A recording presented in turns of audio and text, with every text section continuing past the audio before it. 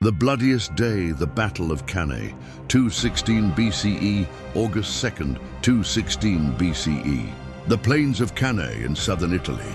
By sunset, this field will be soaked with the blood of nearly 70,000 men, the single bloodiest day in ancient military history.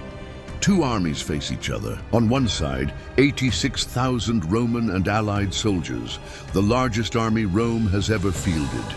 On the other, just 50,000 men under the command of a Carthaginian general who has haunted Roman nightmares for 2 years. His name is Hannibal Barca. Today, we end this. Hannibal has run from us long enough.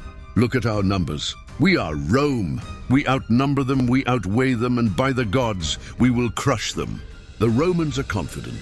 They've learned from their defeats. No more fancy tactics, just overwhelming force. They pack their infantry deep, 50 men thick in the center. A human battering ram designed to smash straight through Hannibal's lines. But Hannibal is watching and he's smiling. Hannibal arranges his army in a crescent bulging toward the Romans like a bow drawn back. His weakest troops, Gauls and Spaniards, form the center. His strongest cavalry commands the flanks.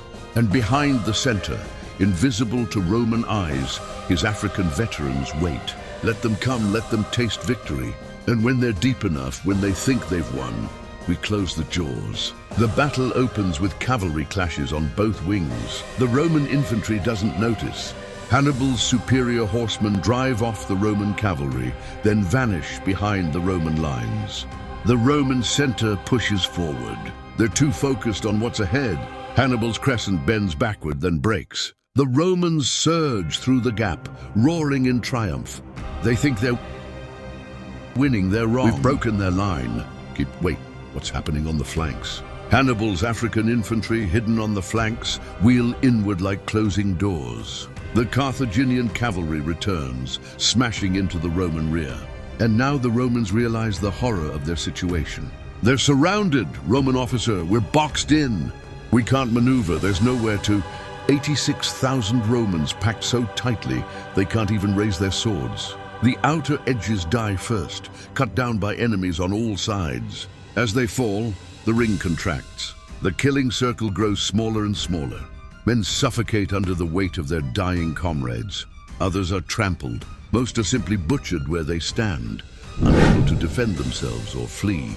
For 6 hours, the slaughter continues. The ground becomes so slippery with blood that soldiers can't keep their footing. The air fills with the sounds of dying men, calling for mothers, for gods, for mercy that will not come. Consul Paulus dies fighting in the carnage.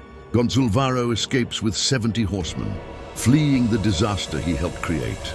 Of the 86,000 Romans who marched onto this field, fewer than 15,000 will leave it alive. In a single day, when the sun sets over Cannae, Hannibal's men collect gold rings from the fallen Roman senators and equestrians. They fill basket after basket, 3 bushels in total. Proof of the aristocratic blood spilled here. Rome will feel this wound for a generation. But Hannibal won't march on Rome itself. Some say he lacked siege equipment, others say he hesitated. His cavalry commander reportedly said, "You know how to win a victory, Hannibal, but you don't know how to use one." Rome will survive, Rome will remember, and Rome will have its revenge. But on this day, August 2nd, 216 BCE, 70,000 men learned that tactical genius can defeat overwhelming numbers. They learned it in blood.